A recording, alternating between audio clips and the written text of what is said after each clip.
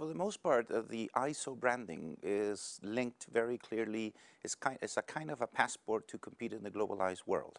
The developing countries in general don't have a great reputation in terms of competitiveness, in terms of politics, in terms of, well, many aspects, of the fact that we're not developed, well-established societies.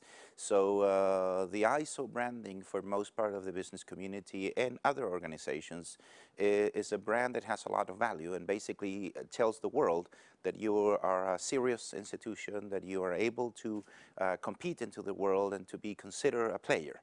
And I'll say that that's the most valuable thing of the ISO branding itself.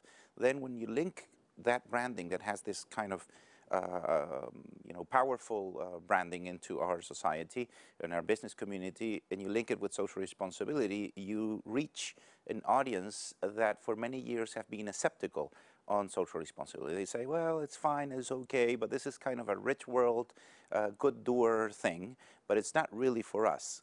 When you put it together, this branding that is linked to commerce, globalization, competitiveness, etc., with social responsibility, this concept of social responsibility becomes relevant for decision makers. And we're running right now, from now until mid-December, about 20 events in 14 countries with our local partners, launching events of the standard with the local business community, and we're having no problem to reach audiences, to capture attention, and a lot of decision makers are showing up, many of them first time, to say, well, now this thing, so-called social responsibility, became serious.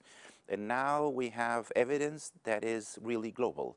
And it's not a short-term fashion of the rich world or some good doers, but it's actually reaching the whole world.